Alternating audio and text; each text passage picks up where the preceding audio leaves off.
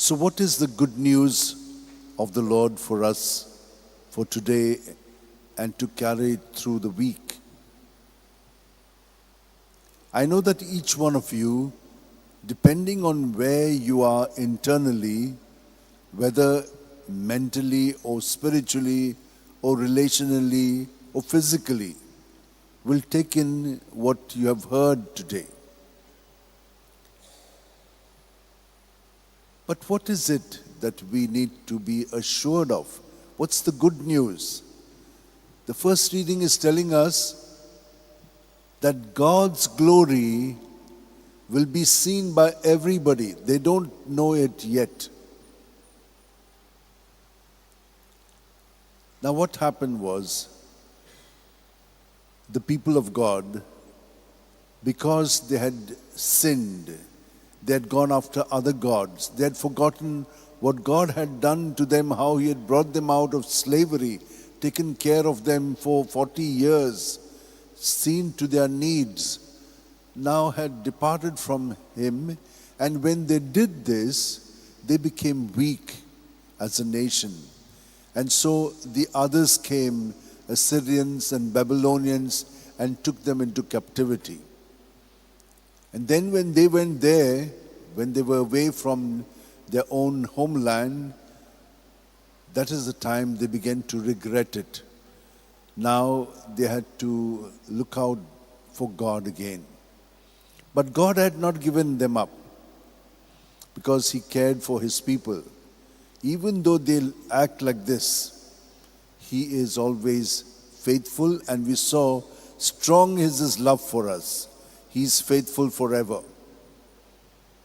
And so when the people come back, He brings them back, and Jerusalem is going to be reinstalled as the citadel of the people of God. He says not only that, but from there they will go throughout the world. And this is where we come to Jesus.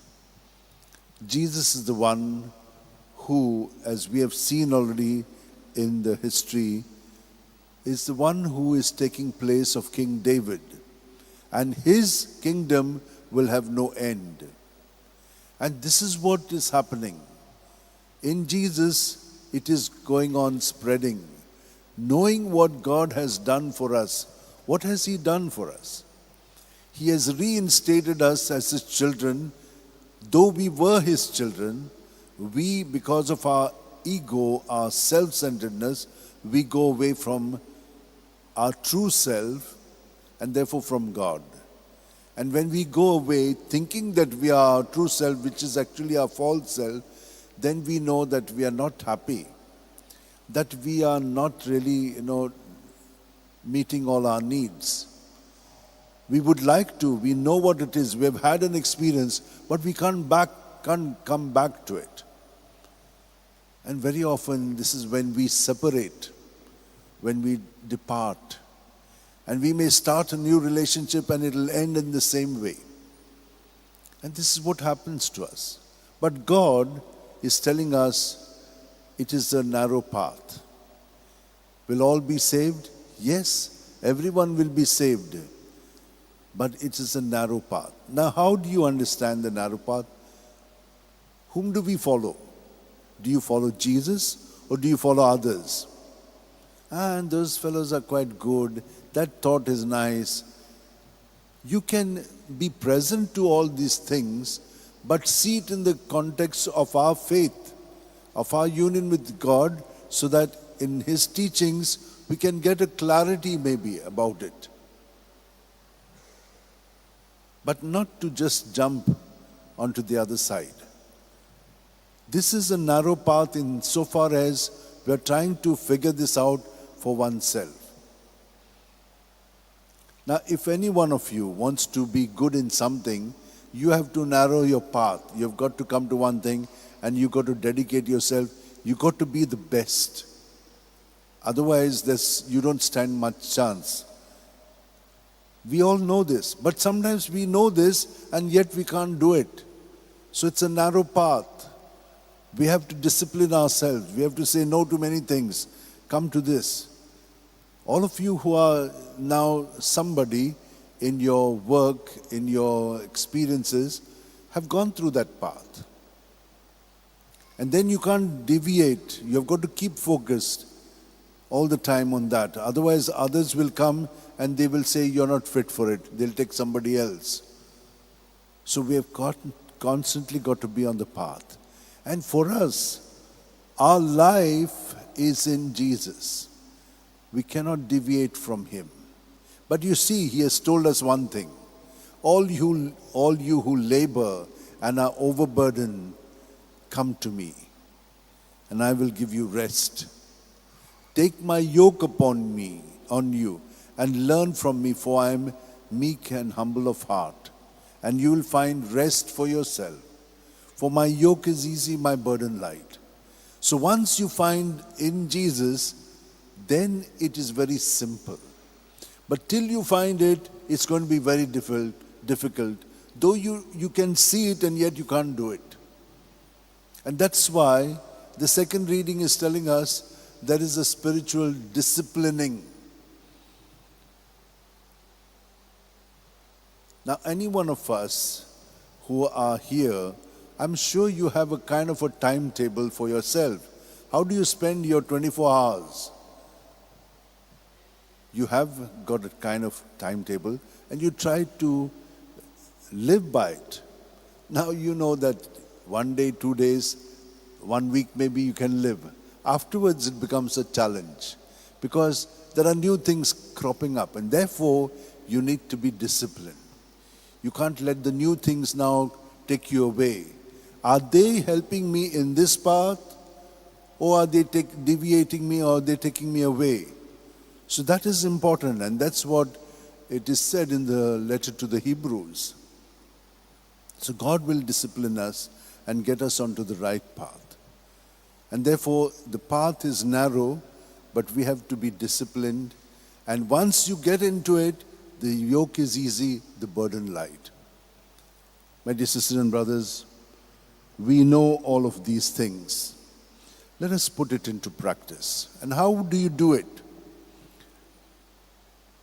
I always tell you that your thoughts are the ones that begin to act on your feelings, the way you think.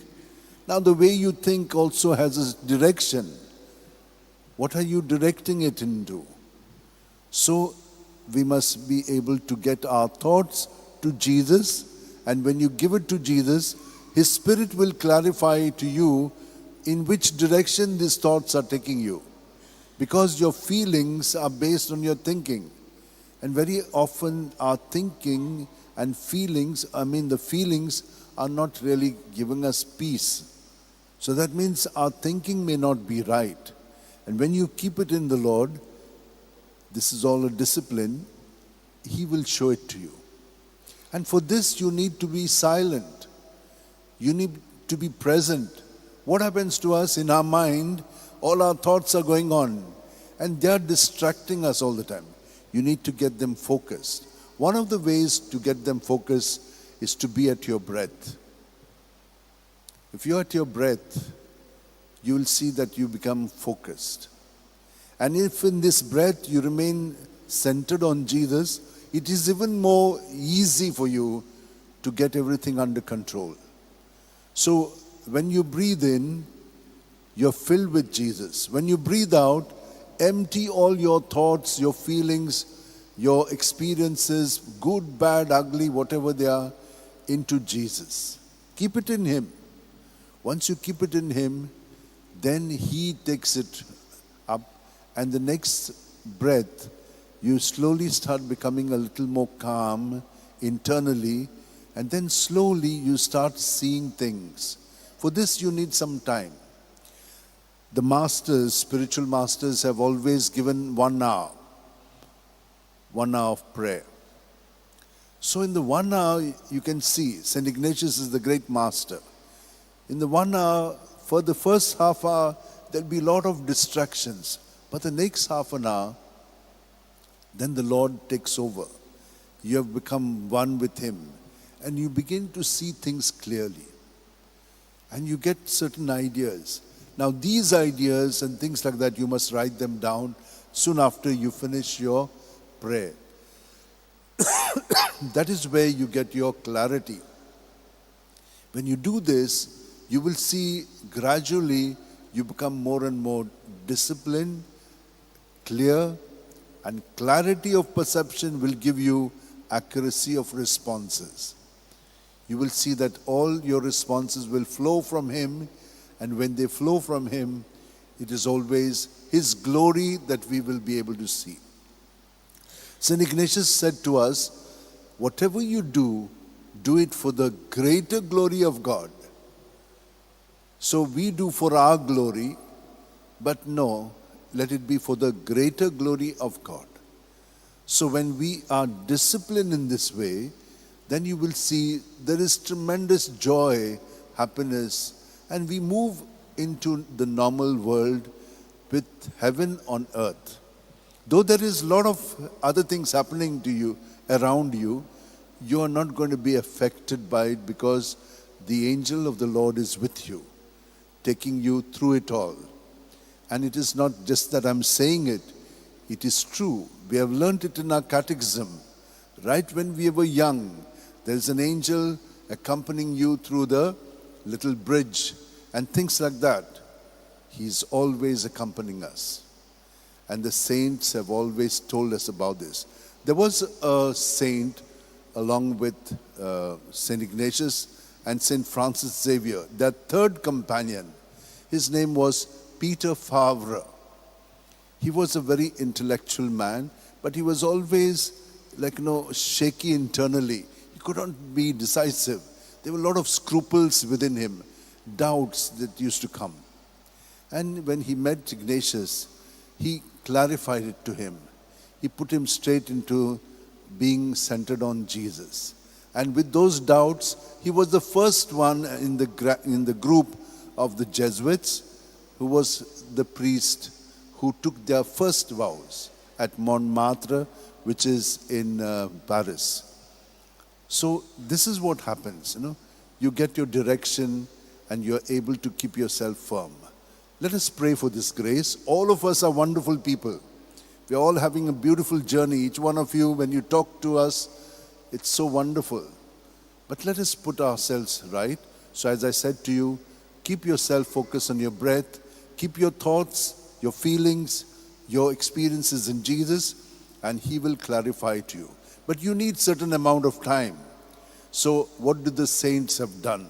They said the last minutes before you sleep, keep it with God, and the first few minutes with God. I say 5 to 10 minutes. Take your rosary, it's a good time it'll give you. And each bead is a breath. As you breathe in, then you keep saying Jesus, Jesus, Jesus. You will see that slowly you will get disciplined. You'll be focused. You'll get your clarity. Whenever there are doubts, you'll be set free. So when you go to sleep, the Lord takes over. He puts you right. He reorganizes you internally. In the morning when you get up and you do the same prayer, you're a new creation in Christ. And when you do this, you will get your direction. Because now you're following Jesus, the way. In His truth, you'll be walking on the right path and having the fullness of life in you. Through the day, anyone who says anything to you, let their responses, their reactions be kept in Jesus. Also what they evoke in you, keep that in Jesus. Now this is all a discipline. It sounds simple, but when you start doing this, you will surely have the glory of God seen in your life, and that will bring others also to Him. Let us now hold our hands together, close our eyes, keep our backs straight, and be present to our breath. You see how you're becoming quiet?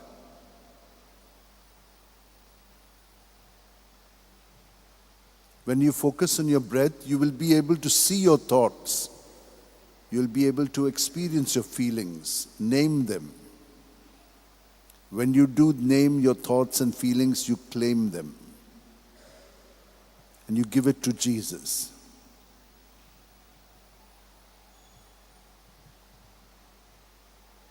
You see, when you're silent, you can hear all these fans. And when you still go deeper, you can hear the sounds beyond this basilica onto the outside.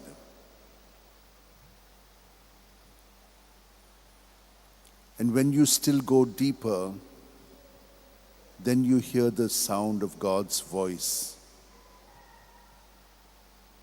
And when you are good at it, you will hear it even in the midst of all the noise. Lord, thank you for blessing us all here at the feet of Saint Francis Xavier. May through his intercession we all keep growing more deeper so that we can experience you daily and become more and more your pliable instruments.